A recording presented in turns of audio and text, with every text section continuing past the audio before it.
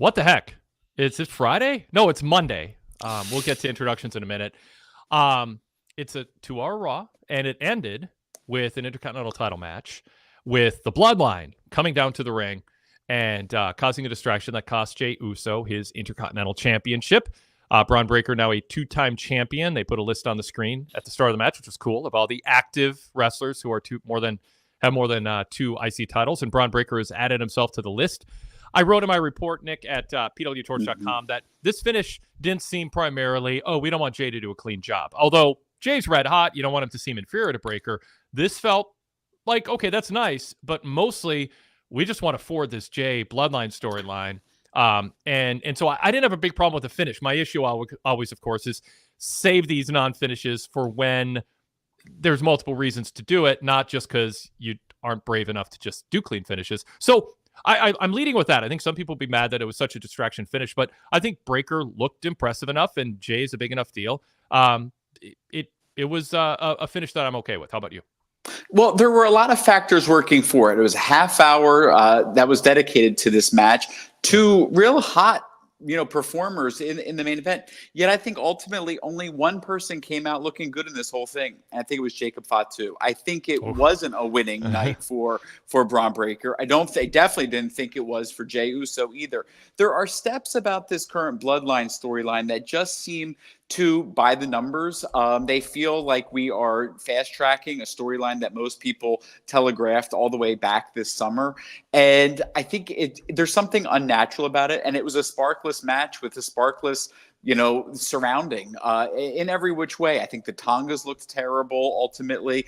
The spear that was actually more of a clothesline that hit him in the chest, but he was covering his stomach when it came to Solo, just didn't work for me. Ultimately, the match really was lacking. It's one of those things that once it's over, now we just move forward and it won't have long-term impacts. But it wasn't something that got me excited for anybody involved other than Jacob. So you're definitely more down on the match than I was. Sure. Given some of the things you just said, I might go back and rewatch it, because as I'm typing up the report, I might miss a move like you're saying where you notice, that took away from it a little bit. I like first of all, Jey is just so freaking over right now with the crowd reactions and in these buildings. I mean, we have on-site correspondents on this show who are like, by far the most over guy is Jey. Crowds are going nuts. They showed fans, which I've been pushing some company to do, mostly AEW for 5 years, to show the crowd outside the building before the event starts. And to capture that energy and the joy of going to a show and having that communal experience.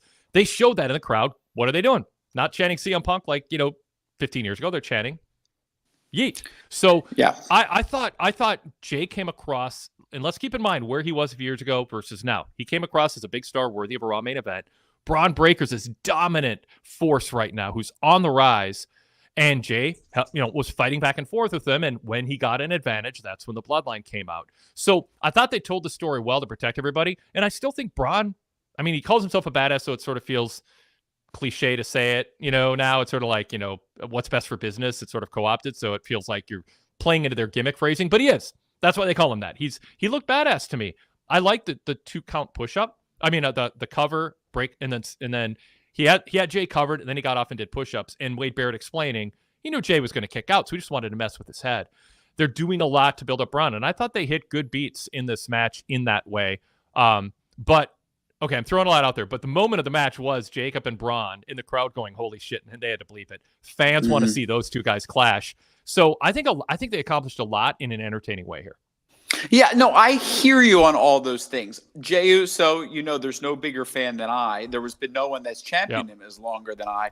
I'm not convinced he's as over as Yeet is over. I think there's a lot working for him. As I've made this comparison before that I think you've rolled your eyes at when I've said it. To me, he is Sting 1995, the pre-Crow Sting, where he's almost getting by on the greatest hits, and he has a lot of goodwill going towards him. I also think he looked lethargic the entire match. I think, go back and see where Braun Breaker was carrying quite a lot of the effort of intensity for the match as he was trying to like back him up into the ring post when they were on the apron. I mean, Jey Uso looked like he was backing into a pillow. There was just, with him, there's a lot that's gone off track. I don't know that he's feeling all that inspired to go back into the Bloodline storyline. Now that's me adding like a psychological review onto someone who I don't know, but it just doesn't seem to me the impassioned Jey Uso, who quite frankly, I don't think has fully been there since that SummerSlam match with Roman Reigns. With that said, I think there is a lot to be excited about, in general with that whole last segment. I do think you're right. I think the moment was when Braun Breaker faced off of it against Jacob Fatu. What a good sign for the future that ultimately was. But in general, I think there needs to be more of an effort to protect this new bloodline. I think they still feel so less than in a capacity that, they should be as a ultimate threat for the old bloodline. They just don't come across like that, and because they're not being positioned like that. So tell me more about the journey and tell the viewers too, the journey you've been on with Jay, and elaborate more on some of the beats you made and what you think is best for him going forward. Because clearly the Intercontinental title run was a bridge to make Braun a 2-time champion, and even more, I think they probably had this finish in mind. I'm more forgiving of a non-clean finish in a title match when it seems as if it was planned all along rather than the outcome of them painting themselves into a corner and not knowing how to get out of a match they booked. To me, I think when Jay became champ, they're thinking, we're going to get him out of it with another Raw TV main event. Because I've heard from people in WWE, it's not like their number one point of stress, but they're always keeping their eye on what can we headline our shows with and how can we plan ahead. I think of Edge and his going away match, and people are like, why are you giving it so much attention? Well, because it's a main event we can just put on and draw a rating, and then we don't have to figure anything else out that week, and we can draw a number or, hold the audience. So I looked at this as this, Jay's title reign was just, it's not like they were disappointed in him. He had the reign just so that Braun could become 2-time champ. So talk about what you think, again, the kind of the beats, the elaborate more on the journey he's been on and how you think he's positioned going forward. Well, first of all, let me just say about the Intercontinental Championship changing hands, it's almost in this modern era rapidly compared to the World Championships. I think there's been a decision made that there needs to be more title movement on the shows. I think they're trying to cut the difference with that, and they're using the Intercontinental Championship to be that movable title, and that works. I think it is filling that TV championship role, and that's not such a bad thing, especially if in the long term it protects the World Championship. So I'm okay with that. The Jey Uso, this was coming from someone who was not a fan of the Uso tag team in all the years that they were there. But when you're looking at the earliest days, which is now over 4 years ago, of the heel Roman Reigns character, there was nobody that made that character more important than Roman himself, other than Jey Uso. Although most would say Paul Heyman, Jey Uso was that fantastic, vulnerable first opponent to him that ultimately was probably his best opponent. And I know others might have favorites, but Jey Uso tapped into this real emotional core that I don't know that maybe doesn't work against anyone other than Roman in the scheme of things. But there was no talk of limitations. There was no talk of being lethargic. There was no talk of leaning in on the greatest hits. He was really channeling a really wounded, vulnerable character, which I think would work. I think there are probably evolutions needed to be made to the overall character. I don't think dressing as like a 90s 90210 character with the pinks and the blues and all that ultimately are going to get him into a World Championship title picture. He is a great opponent for a Gunther. He is a great opponent for a Cody Rhodes, which is when you say like, where do I think he needs to be? I don't really want him in a bloodline storyline in the long term. I would like him to be the next big babyface in a babyface versus babyface feud against Cody Rhodes. That would work for me. I think he needs to be taken seriously as a real legacy babyface, who has complications to him. And there's many different paths you can take with Jey Uso. I think he does have layers that you can tap into. It just feels like we're going for the most caricature of all those layers right now. Okay, so tell me about Braun Breaker and where you are on him. He's super playing, hot. yeah. Super hot. He's playing largely a heel, but he's asking, "Do we have dogs in the house?" or whatever the phrase Yeah. is. Fans bark. And then we also had a moment with Jacob Fatu, and the instant and Solo Sikoa and stuff. He's like, "What are you guys doing here? You're gonna mess with me." And I think our sympathies as viewers were largely side with Braun against the Bloodline. Because the Bloodline's against Jay. Everybody loves Jay. It's not their business. And so elaborate on focus on tonight, but kind of the path and where you think he's going and how WWE has positioned him positively or negatively at this point. The strengths and weaknesses, yeah. Mostly positive with Braun Breaker. One thing I will say about the booking of him, it feels like it's been intentionally not Goldberg. Like they had him absorb losses. They had him absorb just certain types of literally losses in the quest to the Intercontinental Championship and then losing the Intercontinental Championship to say, we're not building up a streak here. This isn't someone we want you to compare him to. And that works. One thing I would say in the protection of him, they really, really should scale back on the amount of people doing the spears if they want his to be so impactful. Because I think he does have the best one out there. I think it does have, the velocity of the speed. I think that leaning into that is really the most eye-catching element of him. But we're talking about a great-looking guy who just, reeks of pure athleticism, just the key aspects of any athlete that you would put in a ring. And just, he does have a charisma that is both physical and in his verbal capacities that I think is really, drawing to the attention. I think it's like they know they have a favorite kid that they don't want to be anyone else to think they have a favorite kid. So I think intentionally with the booking, it appears to me on my eye that they're trying not to give him the rub that is such that people are resentful over him being on scholarship. We've talked about people suffering from that before. Look no further than Roman Reigns, the original Rocky Maivia era, but he is the future. He feels like the future. And, of all the NXT call-ups of that era, when you look at he and Carmelo Hayes and whatnot, I mean, head and shoulders, he's the one most ready for it. Now, I think, we'll see how his character holds up in a proper storyline. I think that's been lacking, but quest for championship and just hungry young competitor that wants the gold checks off all the boxes. He's perfect in that regard. What's your... Is he going to be a multi-time WrestleMania eventer over the next 8 years? Maybe a couple years down the line? Like, sure, absolutely. Well, just think about it, Wade. When you think about, if you can close your eyes and picture a future WrestleMania main event with he against Cody Rhodes, you can see it. He against Gunther, you can see it. He against Roman Reigns, not so much, but sure, why not? We can get there. That moment between he and Jacob, that did not have to be electric.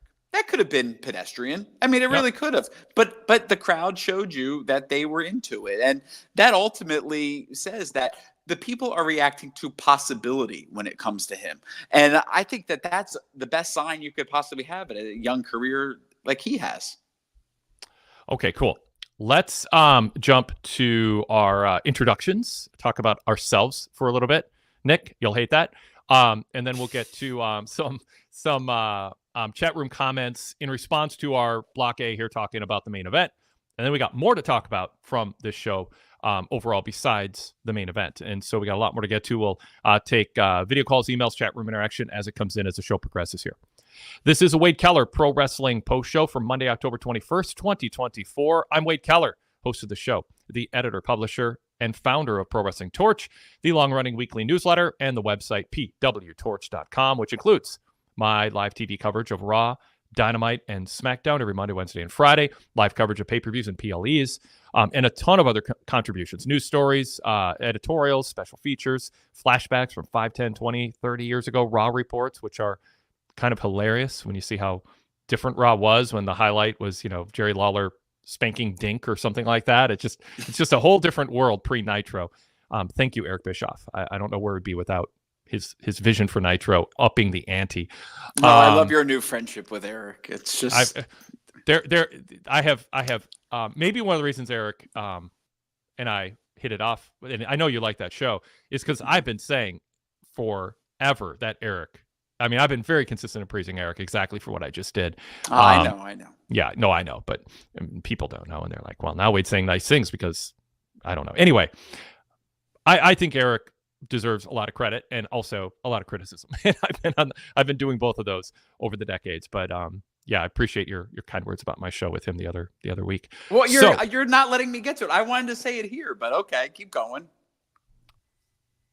Go. Wait, I got to tell you. Who are you? I said, I didn't even say who you are yet. I didn't know you want to say nice things about me, and you're saying I'm stepping on compliments. So Nick Barbati, formerly of Nick and Tom's Intercontinental Adventure, formerly a SmackDown Hits and Misses writer. He is maybe going to do something again someday, which we're going to talk about sometime. We're excited about that possibility, Nick.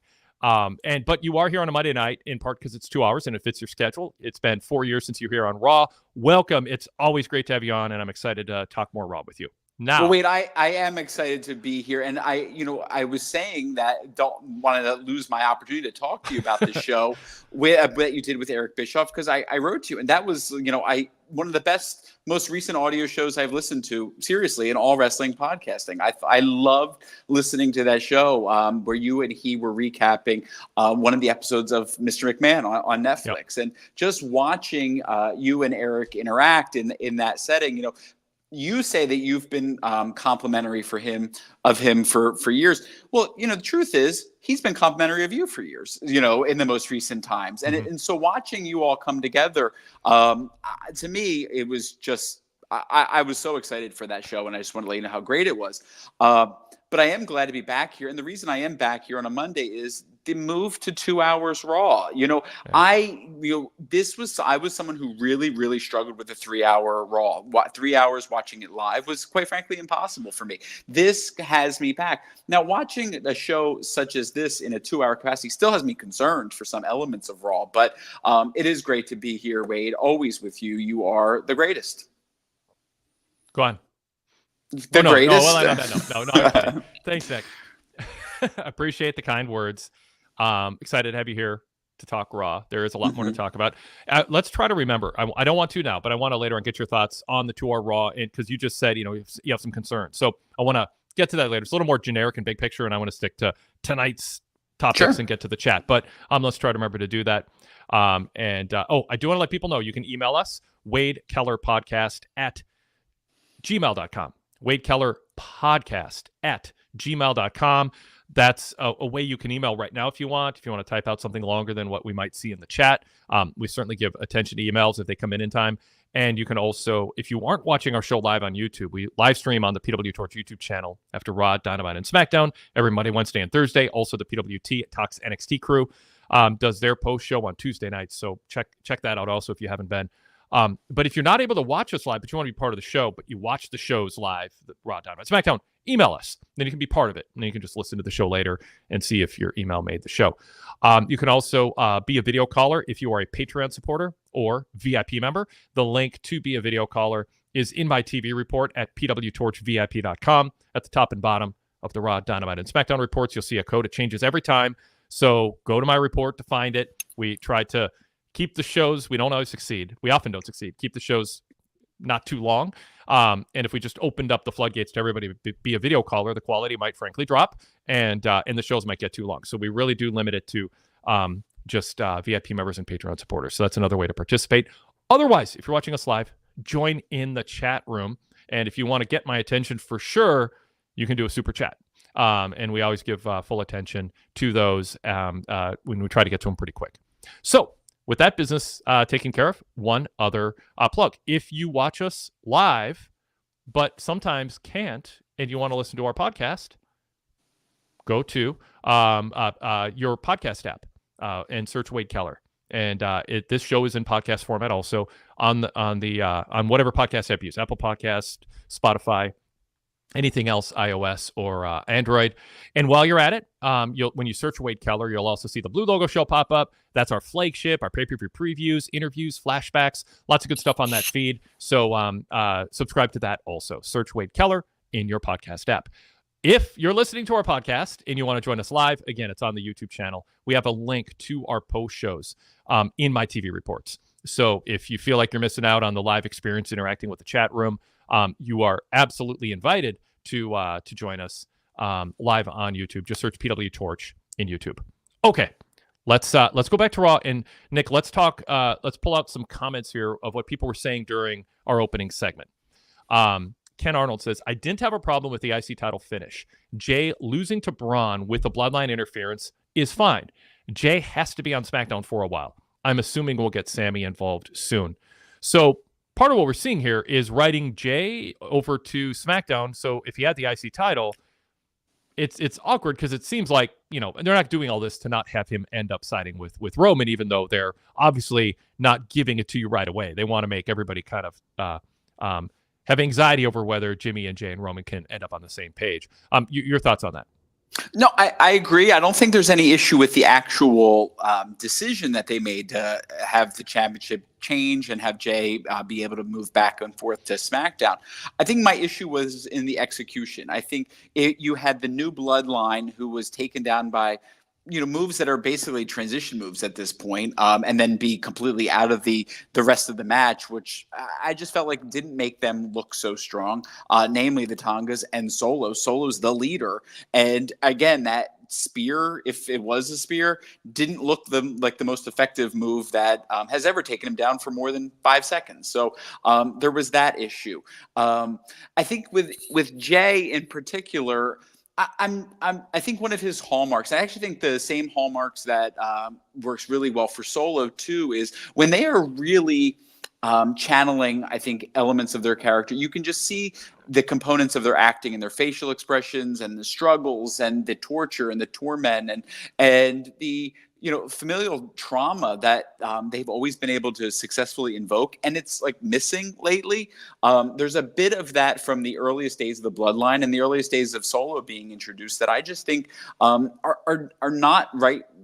They're not in the characters right now as they currently stand. So I just think in general, there's some tightening up that they need to do with this overall storyline. And as it related to Jay tonight, I think now tonight doesn't really ultimately matter. It's going to be the fallout, which is really going to define his character moving forward. So I'm ready for that. I just don't think his performance tonight really got me excited for him as an individual person. The new bloodline is though where I get concerned about. If we're supposed to be excited about the possibilities for them at War Games, which ultimately is what I think everyone is supposed to be excited about, you know, they have to be coming at it from of strength, and not just that they're the hyenas, that when they are in a pack of 4 they're dangerous, but individually they're kind of, you know, also rans. I think they each need to be seen as real threats, and the problem is if a super kick can take them all out for extended periods of time, they're nowhere near of the threat that the bloodline should ever, you know, be intimidated by. The old bloodline meeting,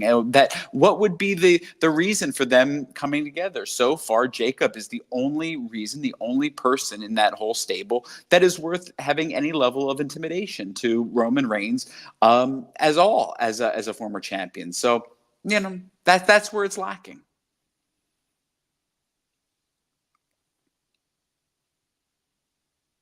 So Derek Hubbard is up next. He goes, major storyline development. They provided Jay with a selfish reason to go after the bloodline and side with Roman and Jimmy. Moreover, I appreciate that they did not telegraph that Braun needed help. What do you say to that? I do appreciate that they did not telegraph that Braun needed help, but I also didn't mind that he benefited from it. You know, there's that tweener element that you know, ruthless aggression part of Braun Breaker. That works for me just fine. They provided Jay with a selfish reason to go after the bloodline and side with Roman and Jimmy. Yes and no. I mean, Jay is always been the emotional one. And so that is his character. So I don't know that he is ever going to lean in onto the selfishness part of it. He's the kid who was always there for the family, who then went to college and finally had a chance to spread his wings. Really, that's the character. Yeah. And so now he comes back home. It's Thanksgiving, and he's coming back to deal with the old family drama that he thought he finally got away from, and he's not. The Godfather 3 line, they pulled just when he thought he was out, they pull him back in. That's him. That is really him. And I hope for him that he gets a key spotlight in this and not just that he falls in line, and that, you know, what you don't want for the old bloodline coming together is they're doing the Jacksons victory tour, where they all just get in line and they're all just doing the greatest hits. These are established solo, no pun intended, wrestlers coming together with new layers added to a vast history. And I think that is what really needs to be seen in the storyline moving forward. Yep, I'll put. Okay. Another comment here. Adam Kidd says, out of the whole main event, it just left me wanting to see Braun versus Jacob. Yep. Is that a problem? I mean, did they tease that too soon? I mean, because you want people excited about all these other things. Well, no, because everyone's just excited about Jacob versus anybody. I mean, what people are most excited about are Jacob versus Roman, Jacob versus Braun in this case. Jacob is the real X factor of this whole new bloodline. And the real issue with it is nobody cares to see Solo in any main event level solo match. And that's the real issue. He's not protected enough. I've said this before, in the earliest days of the new bloodline, him coming out, playing dress up with the new tribal chief type clothes was fine, but he doesn't look vicious. He doesn't look intimidating. It's very, very doubtful that anyone would believe that any of the members, most specifically Jacob and Tama, who looks like got that crazy eyes thing going on. Mm-hmm. Why would they fall? Why would they fall in line to him? It does not fit. Now, if he was empowered with a different wise man, if he was empowered with something else, that would have worked, but they should have from the beginning leaned in on the Street Fighter thing that they had with him, and they lost it. And from that point, he just looked like the kid playing dress up. Crank Rab says, I wouldn't mind seeing the seeds planted for Jacob versus Braun. I'd love to see it at the Royal Rumble. No, not going to happen. Late? Way too soon. Not going to happen. I think we're thinking like years down the line before we see that. I just think it was a good flash to our future. And let's not rush these things. Because you know what happens when you rush things too fast? You have Crown Jewel coming up where you have a match that you should have saved for a major WrestleMania. Instead, we're wasting it. All right. Jason D from Australia says, Jay won the title by himself, so he proved himself as legit without needing his family's help. Now Rogue Family took it away from him. He's got to handle business. I mean, Jay's the way they've told the Jay story set him up again. That's why I think this was a long-term plan, to not take a bit. You shouldn't take any hit from what happened here. It did. I'm trying to think if there was one of those annoying moments where he turned his back and shouldn't have been overly preoccupied. Although I'd be more forgiving of this than most because it's his family coming to ringside and they're not supposed to be there. But I don't even think they made Jay look like foolish by taking his eye off the ball with the IC title at stake. But I have to do you remember a situation where like, Jay, come on, you're looking bad. No, I didn't at any point think he looked stupid. I just looked like, the numbers got ahead of him at some point. So I don't think there was a point where he didn't look like he was doing what he was supposed to do. I agree, Wade. I think this was what was the plan. I think it does check off the boxes to get him where he wants to be in line with getting him realigned with the old bloodline. It's an execution thing. And that's where, that you have to worry about. I think the storyline is there. What I think is interesting, and I don't know if you've caught this, they never ever refer to the Tongas as family members of the Usos or Roman, ever. They never refer to those two. You know who they're actually, I guess, in the family considered cousins of is The Rock, which I think that's something that's going to actually show itself because the Usos and Roman never talked about Haku being their uncle. The Rock always has. So just keep an eye on that one. Interesting. Yeah.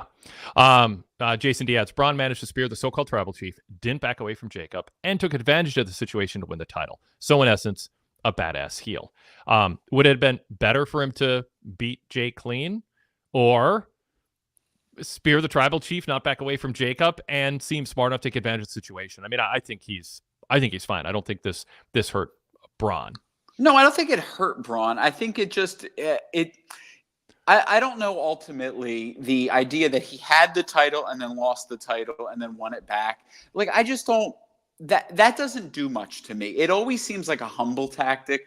I agree in this case it worked for Jay, but when you have somebody who is so red hot, wait, it goes back to like when Brock Lesnar lost the world title to the Big Show at that Survivor Series at MSG, where you're like, okay, but he's so great. He's on such an upward trajectory.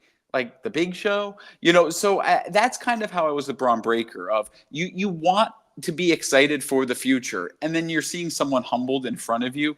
And I agree that there are other factors here, but it's still something that you want him to be a bit protected. And I think you can say he was protected by the booking tonight. Again, I don't think it was a great match, and nobody can convince me that it was. I don't think that there was a big spark to it. I don't think he looked like he was, doing any Herculean effort to win this title. I think it was like an old school WWF, early 2000s era booking with a lot of the bells and whistles, and he won. Shenanigans is the modern term. It was shenanigan filled. And he won with his great spear. Yep. L. Archer says Solo is the inept leader who foolishly let Jacob into the building, a move Roman never would have made. No, I don't think Solo is seen as inept. I don't think that's the character. I think he reads young and he reads weak. Yeah. The gravitas is the fancy word for what he doesn't ooze. Yeah. Okay, we got a lot more chat room comments. I've started some of them. We might get to them later. I want to get to our video callers who are patiently waiting for us. So let's start with Mike in Hershey. Mike, welcome. Hey, good I to see like you. Mike. Can you guys hear me? We can. Awesome. And Nick said he likes you. Oh, hey man, that's good, dude. Because you know what? Go Eagles, buddy. Go Eagles. Very nice. Okay. Hey, and one thing Pennsylvania and New Jersey can agree on most of the time. So yeah. Listen, couple of things. Number one,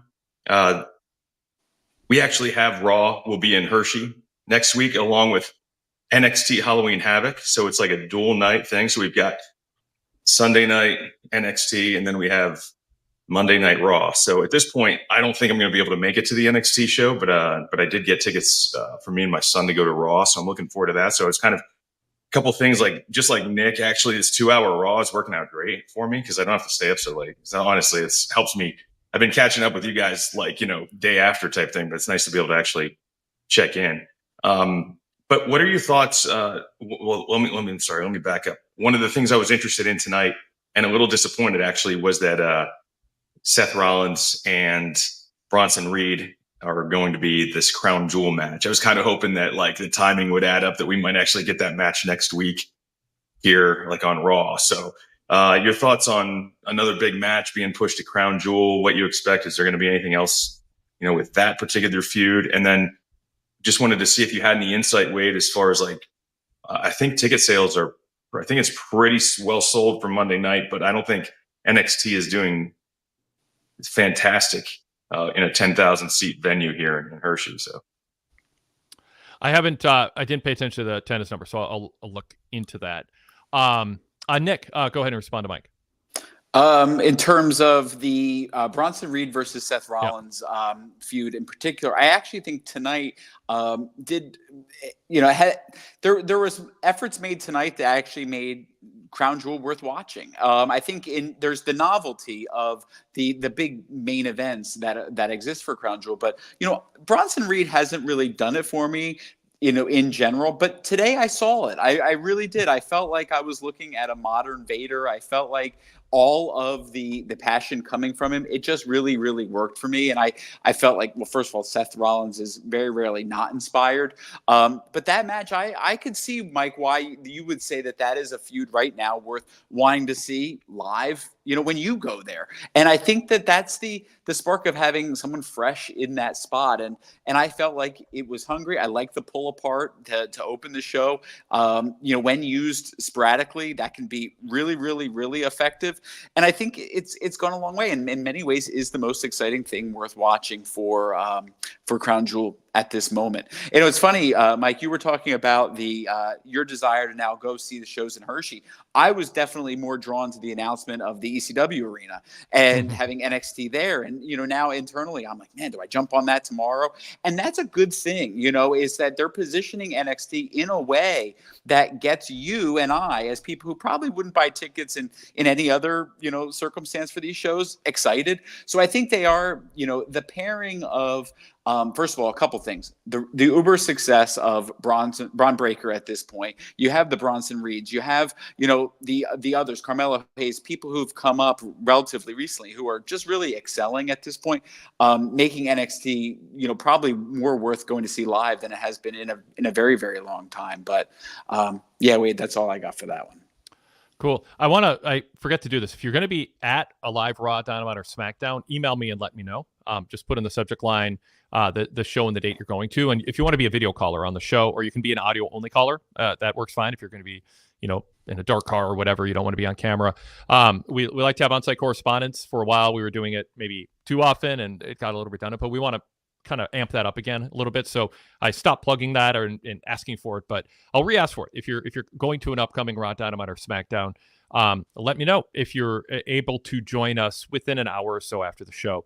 Again, wadekellerpodcast@gmail.com is the way to do that. If you attend any live event, by the way, if you go to a house show or an indie show of note or anything, you can always send results to me. Also, kellerwade@gmail.com works. I don't know. So yeah, whatever. Send results. Let us know. Okay, Mike, back to you. I will say, I thought that the Braun Seth segments, I liked them. It crossed my mind watching it that we have to be careful in this sort of post Kevin Dunn, Vince McMahon era that we don't get some cliches from Paul Levesque that he goes back to too often. And the brawl throughout the show that keeps recurring is something that I think we need to take a break from after this for like 2 to 4 months. Like, you don't want it to become sort of like a Benny Hill skit where Definitely. it's just like the Wile E. Coyote type thing. Yeah, it exactly. was too much. So I just shake it up. I mean, maybe that's too long to wait, but it's going to lose its shine if they just do that. And so I'll just stop there. Mike, back to you. Yeah, no, the Bronson Reed's one of these guys who, I mean, it's worked for me. The whole thing, his elevation, the tsunami after tsunami after tsunami, it pulls you in. I think he's an interesting character. I don't know kind of where he's going, but definitely jealous that Philly got that tonight. I don't think we'll get that again. That's the only thing, is I'm not sure there'll be much going on with that feud. So whether we get Seth, whether we get Bronson even here next week, then figuring out Crown Jewel is what. So let me add real quick on Seth Braun, because I said don't keep doing this type of thing. Part of the reason for it is because of how well I think it worked tonight, in that you don't want to water down something that when it's time to do it. And the point of it elevating Braun as this just fierce, relentless brawler against a top guy like Seth. And by the way, I really like Seth's promo last week saying, when I wanted to be a top guy, I went after top guys. Now I'm a top guy, and Bronson Reed wants to become one. Now he's coming after me. He used roughly those words, but it's just like, I like that idea that Seth's going, I get why he's doing it. I was of that mindset once, but he's not going to do it at my expense. And I thought that was a good way to set it up, because what they're saying is, we know Bronson Reed isn't at Seth's level. We're advertising that. Bronson Reed wants to be seen at Seth's level. That's the stakes in this, not a title, not someone invaded somebody's house in some stupid over-the-top angle or burned their house down and any of that eye-rolling stuff. It's because you want to be taken seriously and you go after a top guy. It can be that simple. So I as I criticize something that hasn't happened yet, which is I'm overdoing it, I want to be sure I pull back a little bit and say one of the reasons is it worked tonight, and I don't want them to water it down so that when they want to make it work again for someone else or another feud, that it feels cliche and doesn't have a positive effect like tonight did. Mike, back to you. Yeah, I don't have too much else wrestling, in ring stuff, but I did want to mention that I saw this news earlier today about Samantha Irvin not being the Monday night announcer anymore, and we get Lillian Garcia back. Do you guys think that's a permanent deal, or was that a fill-in? And anything that you know about that? But I mean, I'm a fan of Lillian. To be honest, Samantha Irvin I think is fantastic, but it's almost one of those. I hate to say when I start to hear her in my head, her delivery is somewhat predictable, right? And so, and when I hear it over and over, it becomes part of the show. I guess I'll miss her if she's not with WWE anymore. But I'm not saying that I couldn't use a little break. Maybe she'll be somewhere else. I don't know, guys. I'm just saying it was cool to have somebody else back and a different voice. What do you guys think? Go ahead, Nick. Well, I love Lillian. I mean, I think when you hear her voice, it feels, I mean, she was the real bridge from almost like the Howard Finkel era, right, Wade? If I have the timing right, wasn't she just after he? Yeah, Howard. It seems like Howard was more special attraction for longer, like not every week. Yeah, no, of Justin course. Roberts was in there before Lillian. No, he was not. Lillian was before Justin Roberts. For Seriously? Sure. Yeah, I'm thinking of Justin's Lillian, book. Lillian is from like the late '90s. I mean, coming up. I'm almost certain of it. Okay. Wade, get to the Googling. But, exactly. For me, I think that I love that. I think it is a throwback of a voice that we are so familiar with. And so, Samantha Urban, I know a lot of people were drawn to her almost like in a visceral, emotional way. I didn't have that connection personally with her. So, watching Lillian there, although when you have the camera right on Lillian and she messes up the word tournament, just as you're like wanting her to find the word, you're like, Lillian, let's do it. I think you messed up another word in there too. What are you doing? But there's a charm to her. And I like the idea that with some of these folks, and sometimes it's often in the women on those in the non-key roles, they feel like Menudo. When they're past an age range, then you never see them again. I kind of like having her, come back as a legacy character on there. I think she will be back, Mike, for a while. Now, Mike, I also want to go back to something else you just said. Something that clicked in my mind when you were like, yeah, Philly got it tonight, so I don't know if we're going to get it. I actually think there's been a real effort to resuscitate some of the major markets with big shows. And I think Philadelphia for years, actually, and I know this because, I'm here, and Mike, I don't know I guess you're like an hour and a half, whatever, from Philadelphia, hour change. Philadelphia hasn't had great shows for many years before they did this WrestleMania there. I mean, they were having like some of the all-time worst pay-per-views over there. And I always found the shows when they would go to Raw there really unsatisfying. And one thing I like about this Paul Levesque era is when they go to major towns. I feel like we've seen it recently with Chicago. We've seen it when they go to New York City, and the emphasis that they're going to have SmackDown in Brooklyn, and they're leaning in on that. They're really building up the major markets to feel special and give satisfying endings to those shows. I think that that's going to go a long way as being destinations. Now that they're kind of getting a bit out of the house show business, they want to make the major markets, destinations for people to travel to. I think it's working. I think it's smart. Nick, you're right. Lillian preceded Justin by 3 years, Yeah. but they largely paralleled each other. But yeah, she did have a little rivalry with Howard Finkel. So yeah, I stand corrected. For whatever reason, I thought Justin preceded her by a little bit. But I will say this: I love Justin. Justin's probably like the voice in the post Howard Finkel era, the one that I most enjoyed. Everyone has a favorite depending on what, but I loved his book and I loved his voice.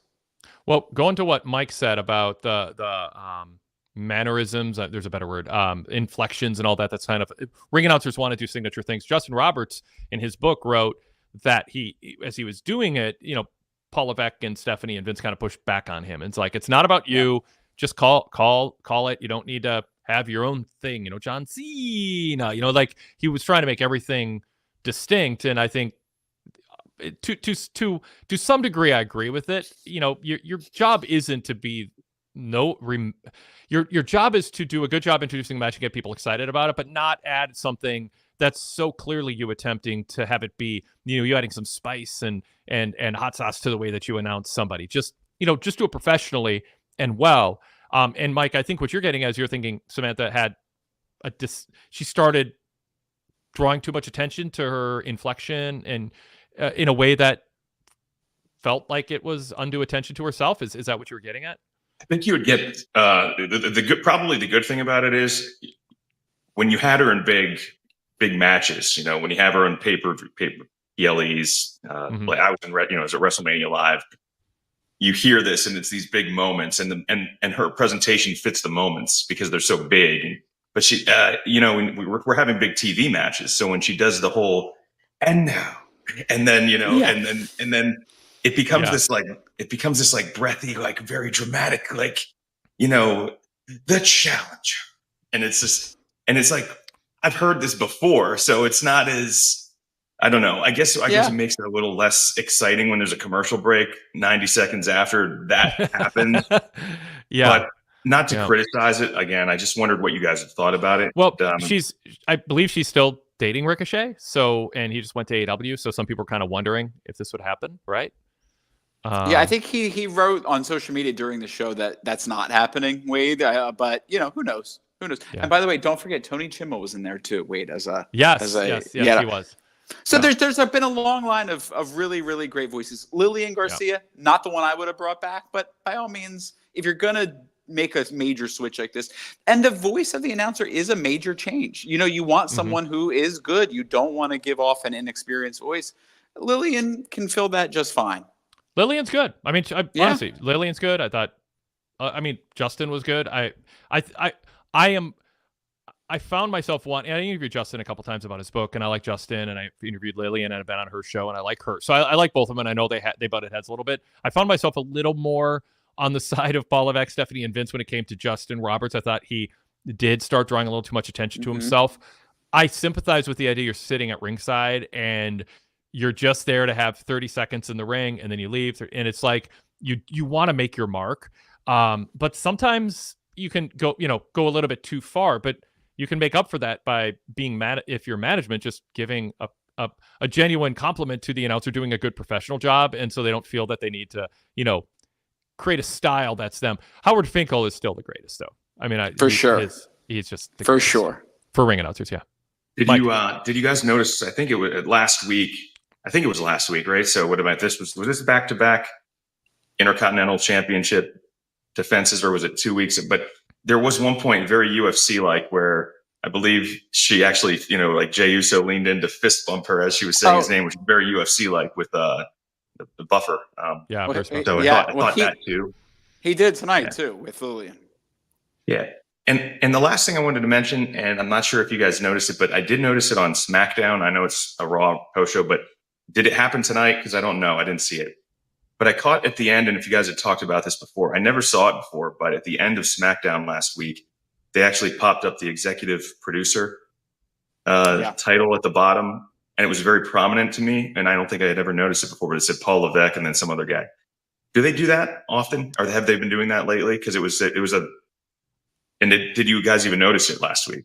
Yeah, I've noticed it, and it's a recent thing, right? Wade, I saw it on SmackDown first, I think. Yeah, I don't enjoy it personally. So I know that there is this this movement. I forget who was putting up a fight recently saying, "Oh, we should have had credits at the end of the show and whatnot." What I don't like is, I mean, it's still wrestling, right? And we know how a wrestling show is formatted, and so when it ends, often every wrestling show ends with a key visual at the end. It's a look of intensity. It's a still frame that will be a bridge of the to be continued to the next show, and to just be brought back into the executive producer. Like, first of all, Paul Levesque doesn't need any more praise. We all know who it is behind it. If we were rolling out the cameraman, if we're rolling out the sound technicians, people who deserve credit, who nobody knows, then sure, fine. But I don't think we really need to give Paul Levesque any more praise and take you out of the moment of thinking that you watched an athletic event to remind you that this was a heavily produced show. So wrestling has done this before. There are credits on AWA shows on ESPN. There are credits on WCW Worldwide in the mid '80s. And they use their real names of people. I think of people who had on-air ring. I think Dusty Rhodes was listed by his real name in those. So it's not unprecedented. And if pro wrestling is going to imitate sports lists executive producers, not just scripted TV shows and soap operas. If you watch a sports production, Monday Night Football, I remember it as a kid. It's like, you knew the game was about over and there's no more drama when they started putting the credits of the producers on the screen. So I don't have a strong opinion either way, but that includes, me not having a strong opinion either way means I have a pretty strong pushback on people with a strong opinion against it. But can I be clear? I don't have a problem with it if they kind of took you out of the on-screen conflict moment, and then like as they wound down the show and then did a shot back at the announcers or to the crowd. That's fine, but don't ruin the great moment that you're going to throw back to in the highlight packages with that. That's my only backing. Wade, I would say is because sports doesn't end that way. Yeah, and TV shows in general have wound down. They don't have the big long songs to start the show with the big credits. They don't really they fast forward through credits of everything anyway. It just sticks out a bit. Yep. Fair comments. Mike, back to you. I thought it was I actually kind of thought it was cool personally. It was like there was this long shot of, I think, Solo holding up the tribal chief necklace or something over, it was a very stoic shot, and like it's like they had the time. But I noticed it it's the first time I ever noticed it. It's really the only reason I brought it up. I wanted to know if that was a new thing or if I just haven't been. Ken Arnold notes it started on the first SmackDown in USA. Okay, when they honestly, then I'm like 20 years behind, guys. So that's right. Whatever. Yep. Have another beer, and cheers to you guys. Thanks for the time. Thanks, cheers Mike. to you, Mike. Good to hear from you again. Always good hearing from you. I'll throw up a couple quick comments, and we'll go to Rude Dog next in the chat on ring announcers. Jason D from Australia says ring announcers need one trademark thing they say: the Fink head and new and Chimmel superstar. Just have one trademark, and I think that's fair. If a ring announcer is going to dedicate a chunk of their professional life to this, and they want to be known for something, pick one thing out, but don't inject yourself too much into what should simply be, just creating a building up excitement for a wrestler without drawing attention to yourself. Nick. But you know what I like about those two examples, though, is they didn't take away from any one person in particular, that they weren't at the expense of others. And I think that some of the more recent ring announcers maybe can get into that, because in the inflections of how they're saying certain names and certain things, it sometimes just gets too cute by half. Sadler version 3 says, still losing Samantha's a big loss for WWE. Sad she's gone. Ken Arnold says Samantha was going way overboard at times during big match introductions. She seemed to have let her ego get the best of her. You have a great voice, cool, but you can tone it down. I don't know that it's ego. I don't know that it's ego, though. That seems a little deep. We can not prescribe motivation, which is a safer way to make a point, by the way, because you can have a good point but have the motivation wrong and end up that being what you end up debating. So good point there. It has started. I will say this. It has crossed my mind over the last couple months. Samantha Irvin was starting to draw more attention to herself than I noticed before, to a degree that I thought was worth somebody saying to her, let's dial it back just a little. You're great at what you do. And I mean, it's not like, shame on you and you're awful. It's just, let's bring it down a notch. It felt like it was getting there. Yeah. Sai T says, if an announcer needs a gimmick, it should be being great at their job, not going out of the way to be different. So, I think that's very fair. And then just some love for Howard Finkel. Kakoni 2K says Howard Finkel was the best. Sadler version 3 says Finkel definitely the GOAT. Brock Benningfield simply says the Fink. His job, one of his jobs descriptions in the 80s was reading Pro Wrestling Torch and the Wrestling Observer and giving Vince McMahon summaries of them. So there's few people who read more of my early writing, than Howard Finkel. That's amazing. That was one of his. Because I mean, what's a ring announcer going to do during the week?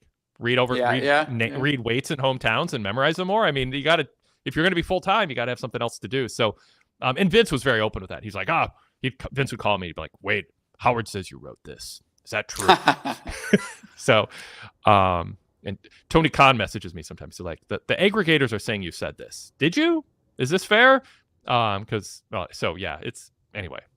Howard was replacement for precursor to social media in terms of aggregating what I was saying or Dave Meltzer was saying. Okay. There's some comments on the credits. Let me see. I was looking for one thing in particular. I'll skip it. Let's go to Rude Dog. Let's not make Rude Dog wait. Oh, his head just popped up. I could see him in the waiting room. Rude Dog, welcome. Thanks for your patience. What's on your mind? Great to talk to you, Wade. Great to talk to you, Nick. Glad to see you back in the PWTorch landscape. He never left. I talk to Wade all the time. We're friends. He just got to get me up late at night. That's the issue. You go weeks not talking to me. I don't know what this all the time is. How often do you need to talk to your friends? How needy are you? Oh, fair enough. Well, you said we talk all the time. I'm like, we do. Wait, I talk to you at least like once every week or so. Or so. Underlined. Yeah. Or no, it's fine. I'm just giving you a hard time. Go ahead, Rude Dog. You had stuff going. I'm giving you hard. You had stuff going on, obviously, and so I'm just. Well, can I say this? Before Rude Dog, before I say this, I wanted to say this about Eric Bischoff. So as anybody who's listened to the show and when I was doing Nick and Tom's and everything knows, my father was really sick and he passed. Eric Bischoff wrote the nicest thing on Twitter about my dad. When I posted, I don't follow Eric and he doesn't follow me, but he got it in a roundabout way and wrote a beautiful thing. So that's, why I have a soft spot for Eric these days, I think. So go ahead, Rude Dog. Well, you're talking about Eric Bischoff, like Wade, you should get props because of your show you had with him. I've been starting to watch his YouTube episodes and stuff. So, hey, wrestling people out there, if you want to get a bump, put Wade Keller on your show because you might have random people watching, But Eric did say he went to Minnesota recently. Did you end up meeting up with him? That is off the record. Okay. No, I don't want to stir trouble. Eric didn't reach out to me, so I don't know. He said he was going to, so maybe he looked at his schedule, it didn't work out. But I haven't had it. I've been in and out of town too, so I'll reach out to him and say next time you're in town. I did. Yeah. So I haven't heard from him since then. Maybe he watched the show back and has a different thought than he did at the time. Or maybe he listened to other shows and heard some things where it was like, Rude Dog froze. We'll give him a second here. Rude Dog, can you hear us? Oh, now you're back. Your screen froze briefly. So go ahead. So Nick, you've been like the biggest promoter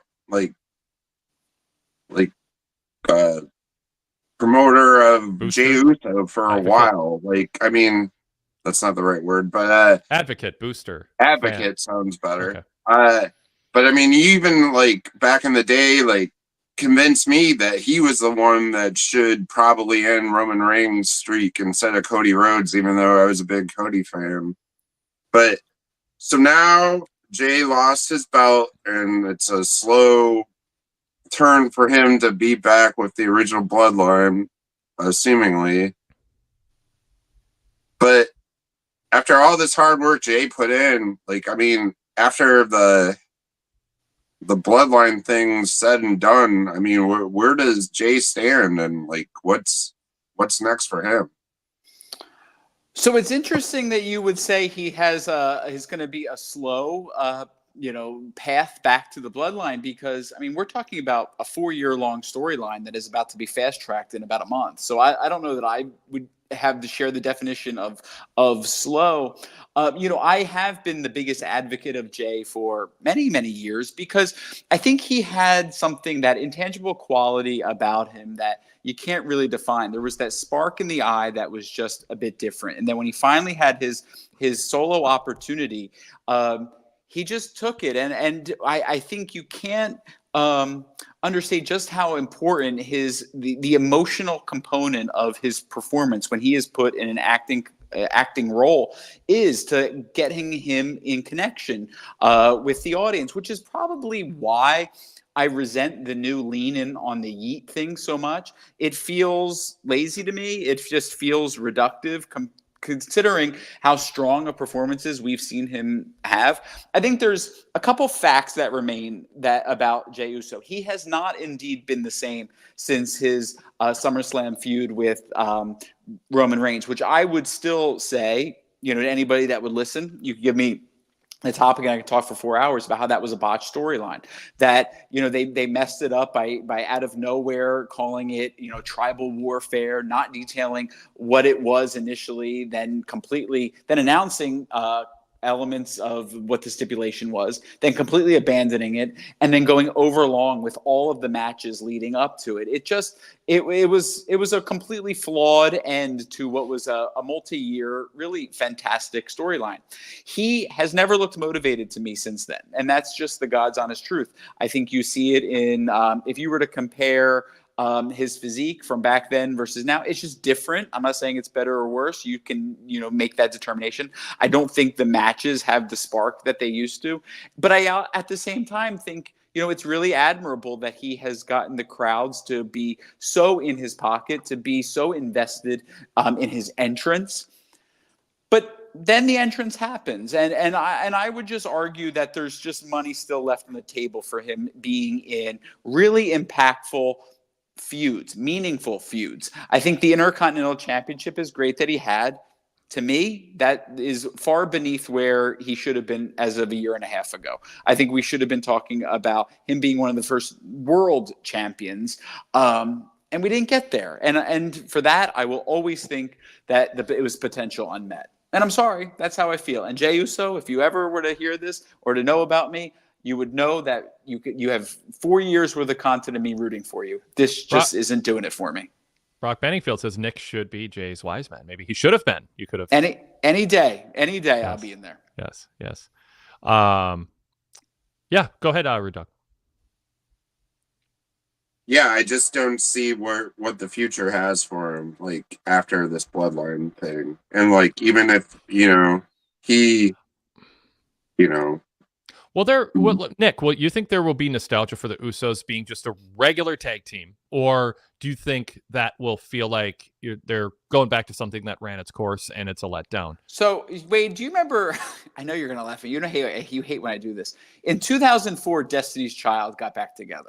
So let me tell you what happened at that point. Beyonce had already had a #1 hit album, and Kelly Rowland had a #1 hit single, but she wasn't quite Beyonce. And they came together, and you bob your head when you say that. And one person, one person really, really stood out, and it felt nostalgic, but it also felt like someone was holding back. Now, I've used this expression with Wade before. People might think I've never had anyone criticize it when I said it, but I have twin brothers. They're not my twins. They're twins. When one, has, struggles or is going through life, you can physically see the other one lean in, reduce their shine to support their twin. I have always felt that that's what happens with Jey. I feel like he's holding himself back ever since Jimmy returned to the ring. Interesting. I've always said that. I really, really believe it. So, but okay, maybe I missed it in the answer because you made a good point that overrode it. But do you think they will reunite and fans will be excited for them to be a babyface tag team a year and a half, 2 years from now? I don't think fans are excited for Jimmy, period. I don't. I think that I think so. I think, yeah, sure, putting them together is fine. Nothing new is coming out of this. Like there's not going to be this new great feud. There's not going to be some new great matches that I think people are going to be excited for. I think you bring out the greatest hits and it's fine. But I just don't think it's transcendent. I don't think it's anything worth going to. I think when someone who's known as a tag team wrestler, and then for many, many years, and they try to go singles, it's a challenge because you're seen as a tag team wrestler. And then if you succeed, as Jey has to an extent, you would like to see him succeed more. And then he goes back to a tag team. It does inevitably, I think, give off an impression that, we tried and it didn't work, or it was fun for a while. Wait, do you remember when Shawn Michaels and Marty Jannetty did like I guess it was like circa 2005, like reunion as part of the Kurt Angle, Shawn Michaels storyline. And it felt like it was like wow, this is a nostalgic, cool, one-off thing. That's not what this would feel like. This would feel like we're demoting Jey down. That's exactly what it would feel like. Sadler Version 3 says, I hope the Usos don't go back to being a team. Do that after their current singles run, like 2 to 3 years down the road. So I just wouldn't do it ever. Yeah. I wouldn't do it ever. Yeah. All right, Rude Dog, back to you. Yeah. I agree. Wouldn't do it ever. There's nothing to gain. Yeah. They can team with somebody different too. I mean, and it doesn't feel like you're just going back to a nostalgia act. Like Billy Gunn, he tried to be a singles guy and then did the nostalgia. I mean, there's just some people don't click. Jimmy has certainly more so. All right, Rude Dog, go ahead. All right, different subject. So the Wyatt Six attacked the Final Testament today. Those feel like two factions that have nothing to do. So, hey, what the hell? Let's put them together and fight. I mean, this is fine for the Final Testament, but I had higher hopes for the Wyatt Six.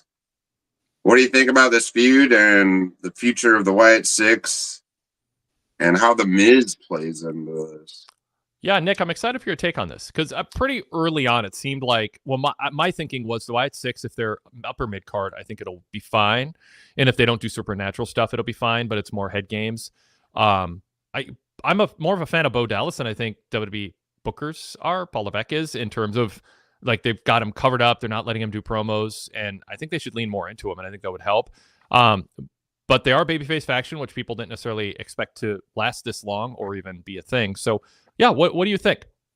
Well, I think you're right. I think I'm surprised that it's been able to last as much as it has been. And I think the fact that the audience still reacts to the lights out, lights on moment, that's great. That's really what it's built for. I had a couple rapid fire reactions to that entire segment. One was when Final Testament came out. I remember thinking, how long can WWE get away with having 3 too many salaries in this in this stable? Like, it's like, how many more people are we going to pay to try to make something work that's not working? So that stuck out to me. I do think at some point someone has to make a decision about the Wyatt Six. How is this going to continue to be a tribute act, or is there actually going to be a longer term story that has real main event meaning to it? So I hear what you're saying, Wade, about, potential being, to the upper mid card level, and that could be there, but I just don't see a path there at all. In many ways, by the way, I felt like tonight was writing off the Paul Ellering character. I wouldn't be surprised if you never saw him again based on that. Because it was weird, wasn't it? That he interjected himself, and then it felt like a death of a character. It really did. Yeah. But the Miz and R-Truth part of it, it kind of just felt like everything about this segment was, everyone we don't know have much to do with, we're putting into this thing. Now, Wade, when I said earlier about I have concerns about the 2-hour thing, it was even in the condensing down from a 3-hour show to a 2-hour show. This segment went way too long and featured way too few compelling people. And so I think you got to respect giving people an opportunity, giving them time to, find some level of connection. But there really isn't. And I think Miz, try as he might, didn't really bring any form of, compelling component to this thing at all. I don't get the Miz in this yet, other than he's here and we need to do something with him. But that's all it is. That's literally all it is. Yeah. It's just finding something for him to do. So, I mean, we'll see. I don't want to be too judgmental of something that's in progress, and maybe there's some end point that will justify the journey that is a little perplexing. That's why I'm not saying a lot about it right now, but it feels like a weird, I mean, R-Truth and Miz and the Wyatt Six and New Day and Karrion Kross and his crew. It is a weird mix of a lot of things. Let me tell you though about this though, my thoughts on this is, one thing that so New Day just feels like way out of date to me at this point. There's nothing exciting for me as a viewer when they come out. But, at least with the Final Testament and Wyatt Six, it feels like they're newer characters that we're giving a try to. I can at least understand that. I am not a Miz guy, and I've never been an R-Truth guy. The humor doesn't resonate with me. It just does nothing for me. And to me, every time I see them on screen, and it's not to their fault personally, but they just called to mind the Vince McMahon era of Raw. That the Raw episodes just kept going on and on and on. Every week felt the same. Nothing good was coming from them. And they have that stench of just the old days to me. And nothing makes me want to turn the channel more. All right, Rude Dog, back to you. Well, you mentioned the 2-hour Raw format, and at first it was jarring at me, like when they first did it, and now I'm like, that's enough. It took me like 1 week to be like, oh, I was waiting for more, to be like, oh, all right, that's good. So now I think it's gonna be hard for them to like go back up when they're on Netflix to maybe, somewhere between 2 and 3 hours. It might still feel like a drag after this like 2-hour hiatus. They worked very hard to fill 3 hours, and it took, a decade, and they finally got sort of good at it, weaving different things into the show throughout the 3 hours, and at it, they actually started featuring wrestlers who otherwise wouldn't have gotten TV time, and I think people, will miss it. We're only a few weeks in, so I'm waiting a little longer to kind of assess who's the loser in this from a TV time standpoint.